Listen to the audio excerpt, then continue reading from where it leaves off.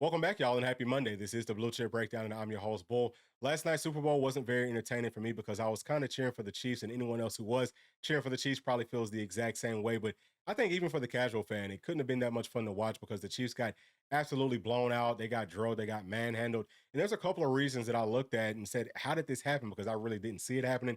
Number one, the Chiefs' offensive line didn't do a good job of blocking for Patrick Mahomes.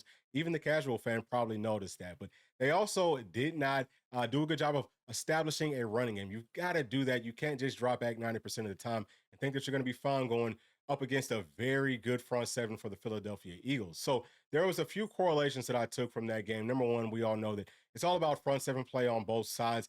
And Tennessee's got some really good guards coming in, right? Like we've got two very good ones. I think that our center play will also be very good. But it's more about, how our tackles going to look moving forward.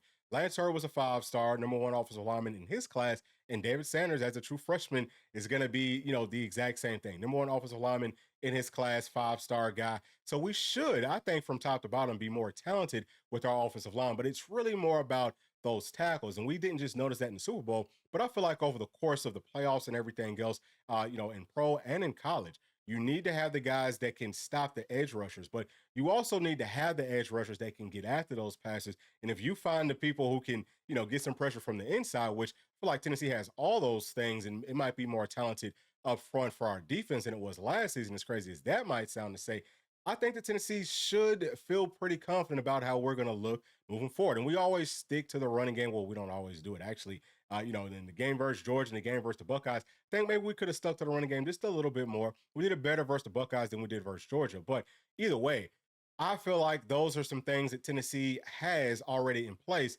for our team moving forward in 2025. So that did make me feel good. And I would even say that watching the game, I felt very similar to how I felt watching Tennessee getting pretty much blown out by those Buckeyes. But Tennessee performed better than the Kansas City Chiefs did last night. We found some type of offensive success. Again, we stuck to the run a lot more than what the Chiefs did. But either way, I want to talk about a bright spot from the Kansas City Chiefs offensive line, our very own Trey Smith, who I think played a very good game last night. We're going to take a look at his numbers compared to his teammates in the Super Bowl and over the course of the 2024 season. And this is going to be a contract year for him. So in 2025, he's set to be a free agent. His contract is going to be over with. So we'll take a look at some of the contract details, and we'll talk about what his new contract could potentially end up looking like. Maybe he could end up being the highest paid guard in NFL history. That would be a huge deal for the University of Tennessee because, again, you have to make sure that you're going out and getting the best offensive line talent that you possibly can. And that's going to look very, very good for us. And we'll touch on that just a little bit more. But please do make sure to like and subscribe to the channel. I have a couple more things that I need to say before we do get started. Number one, P and I haven't posted on this channel for the past couple of days because we've been working a lot behind the scenes to give this channel a facelift. Hopefully y'all did notice it. And if you have any feedback, please let us know down in the comments section. We have another channel as well. It's called Sports Legends. It's going to be very similar to the content that you're getting here, but that channel is going to be national. This one is just going to be about Tennessee sports. We did a little bit of national stuff here, but that's going to stop unless it, pertains to Tennessee. We won't really talk about it here. But we would love for y'all to give us a follow over there at Sports Legends. You can click on the card right there. We're going to have all the links down in the description below. And we'll also have some cards at the end of every video moving forward. And we'll probably be bringing it up a little bit more frequently because we actually started that channel about a year ago now. We just hadn't been posting there frequently, but that is about to change. We're about to be posting on both of these channels very, very frequently. So we appreciate your support in advance. And let me also send a really big shout out to the members of this channel. Have not done that in way too long, but thank y'all so much. Y'all are really keeping us going. That is absolutely excellent. And we are going to be bringing y'all some more content with the all 22 of every single game that Tennessee played this season. We're going to split it up just to make it a little bit easier to watch with the offensive passes and the offensive runs. Probably the same thing for our defense. And we might even throw some special teams in there, but y'all let me know if y'all want to see the special teams because that is something that we can throw in there for you. So thank y'all so much for being members of this channel. And we will also be updating the emojis on this channel. So everything is just getting a major, major facelift, and we're doing a whole lot of work. But thank you so much for all of the support. You can also support this channel by donating as little as $1 to our Cash App and scanning the Cash App QR code wherever that is on the screen. Again, all the links will be down in the description below. Let's go ahead and jump into the video. All right, y'all, let's take a look at the Kansas City Chiefs offensive line numbers from Pro Football Focus. And as y'all know, I do not look at the grades and things like that, I take that with a grain of salt, but I do focus on these metrics right here. And up at the top, we have Trey Smith. Seeing that he gave up 0 sacks last night. Now, something that's also interesting is that Pro Football Focus is only crediting the Kansas City Chiefs offensive line with giving up 3 sacks. We know that they gave up, 6 to 7 sacks last night as a team. The other sacks would have been credited to a tight end or to a running back or just to somebody else in general. So that's still good for Trey Smith not to have been one of the players that gave up one of those 3 sacks. He also only gave up 2 pressures. His pressure rate was 4.1%, which I think is very, very solid, especially, whenever you think about it relatively, to the rest of the offensive line, especially those tackles. But we're seeing their pressure rates were at 12.2%. And the one that I feel like really was the worst of them all was right here at 10.2%. And he actually is a guard that they had playing at tackle. His contract is also expiring this season. So we'll talk about that a little bit more as we go through this. But I just want to kind of point out some of the numbers to let you know, hey, yes, there were several sacks that were given up, and they're only saying that 3 was from the offensive line, and Trey Smith was not one of those players. But let's go ahead and jump into the film room and let's talk about what Trey Smith did on the field. All right, so first and foremost, Trey Smith was playing at right guard. He had to block one of the best defensive tackles, one of the best defensive linemen in the entire world. His name is Jalen Carter, and he's number 98. But I think that Trey Smith did a great job of going up against him and minimizing the pressure that he could get on Pat Mahomes. Now, Trey Smith is a straight up dog. He's a straight up bully. He's got that nastiness. He's got that edge that you want. And you're seeing it here. I mean, lifting this guy off of his feet. And then look at this, getting in his face, getting in his face. And he keeps on smacking him. That really should have and could have been 15 yards. But either way, I was watching Trey Smith in the previous Super Bowl versus the Eagles a couple of seasons ago. And Trey Smith had to block Fletcher Cox. And on the very first play, Trey Smith knocks his helmet off. So I love the attitude. I love that feistiness. I love the dog that he has.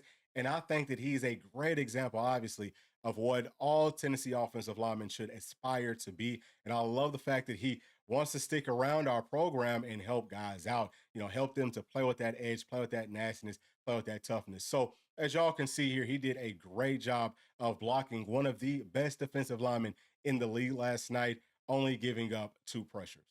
All right, now let's come back to Pro Football Focus and look at what Trey Smith did over the course of the entire season in 2024. Seeing that he only gave up 2 sacks and his pressure rate was only 4.7%. That's the second best amongst all starters with the Kansas City Chiefs offensive line, and it's only second to their center, who obviously is going to have a whole lot of help. And I think that that center is a stud, and I do believe that the Kansas City Chiefs just locked him up long term. I feel like they probably want to lock up Trey Smith as well long term, especially if you look at the way that the Super Bowl played out last night. And these are the contract details from Trey Smith's rookie contract for those of y'all that would like to know how all this stuff looks. It seems like he made about $5.9 million last season, not to be counting people's pockets, but I think that that's a pretty good amount of money. And actually, if you come back up here, you look at the 2024 season, I think that he might have got some sort of a bump in pay because his base salary was at 3.4 million. That just goes to show that the Chiefs have found some value with Trey Smith. Now, don't quite quote me on that because I'm not 100% sure. I've seen it in some places, in other places I haven't. But either way, I think that they want to hold on to Trey Smith, and I do believe that he wants to stay a Kansas City Chief. All right, so as we just said, the Kansas City Chiefs more than likely would want to hold on to Trey Smith, especially after what happened in last night's Super Bowl. So let's talk about how much money would they have, what's their current situation with some other players and things like that. First and foremost, we do know that they're probably going to want to go out and target a left tackle in the first round of the NFL draft. I've seen them getting mocked an offensive tackle on some mock drafts, but some of them have them picking up somebody else. I think that moving forward, you won't see anything else mocked to the Chiefs outside of a tackle. So they have to do that. And the current tackle, or, the tackle that they had last night was Joe Thuney, who was actually a guard playing at tackle. He was number 62. And he was on a 1-year contract. I think that they're going to let him go as long as they feel confident that they can bring Trey Smith back. Now, if you're going to let Trey Smith go, then you might want to hold on to Thuney and put him at, that right guard spot wherever Trey Smith is going to be leaving from. But I think that their goal is going to be, hey, let's hold on to Trey Smith. Let's go get a really good offensive tackle. Let's upgrade a tackle for cheap on a rookie contract, and they should be able to make all those numbers work. So heading into 2025, I think that their salary cap is at like 20.5 million, which that would mean that pretty much all of the money that they're allocating from the cap would pretty much have to go to Trey Smith because the highest paid offensive guard in the entire league right now is making $21 million per year. And that's Landon Dickerson with the Philadelphia Eagles. He's on a 4-year contract, so it's $84 million total. And the highest paid right guard is Chris Lindstrom from the Falcons. He's getting paid $20.5 million per year. I don't see Trey Smith getting paid anything less than $20.5 million. Now, I think the teams can still go into that luxury tax. I'm not sure if the Chiefs would want to do that. For me, it makes the most sense to do it. If you got the money, you got the best quarterback to ever play, the best player to ever play the daggum game. Just make sure that he's got some time, and you're probably going to be unstoppable. So I think that they might dive into the luxury tax if they absolutely have to.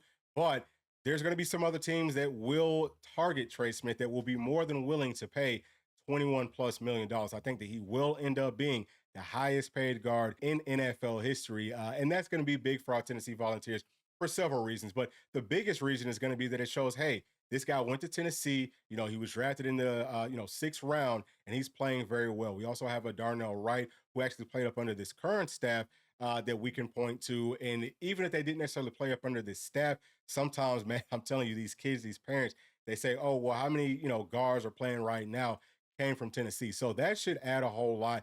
And not even just for the players coming out of high school, but also inside of the transfer portal where Tennessee was very heavy at to go out and find some guards this season.